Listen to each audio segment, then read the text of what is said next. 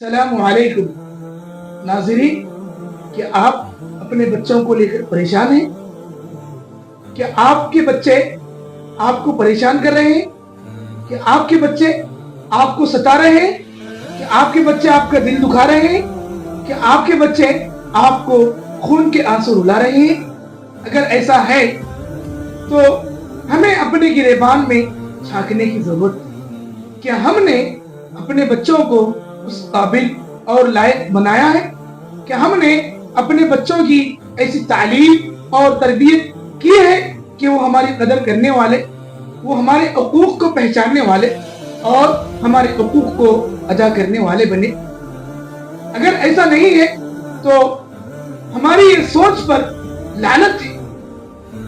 ہم اپنے بچوں کو دینی تعلیم، اعلیٰ تربیت سے محروم رکھتے ہوئے ان سے اچھائی کی، اچھے اخلاق کی اور وہ ہمارے ساتھ حسن معاشرت کریں، اس چیز کی امید رکھنا ایسے ہی ہے جیسے کہ کسی زمین میں کانٹا بو کر پھول اس سے اگانے کی امید کرنا۔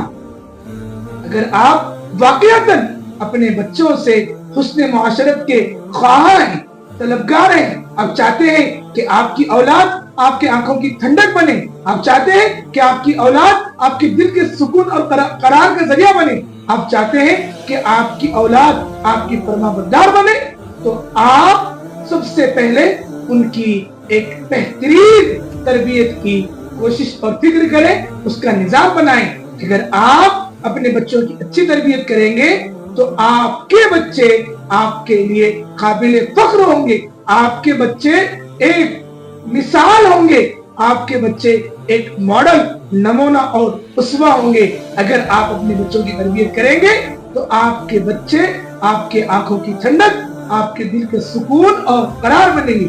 اگر تربیت نہیں کریں گے تو یہ اولاد جس کے لیے آپ کبھی تڑپا کرتے تھے، آج اس کی ہلاکت اور بربادی کی دعائیں آپ کی زبان سے نکلیں، چاہے آپ کا دل نہ چاہے، لیکن اس کے باوجود بھی ان کے حرکات سے، ان کی سکنات سے، ان کی کیفیتوں سے اور ان کی ظاہر ہونے والی حالتوں سے آپ کی زبان مجبور ہو کر کہہ دیں گی افسوس ہے اس دن پر جس دن تو مجھے پیدا ہوا۔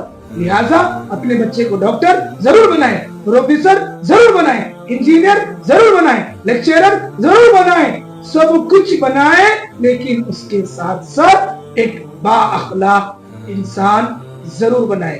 انشاءاللہ بہت جلد ملیں۔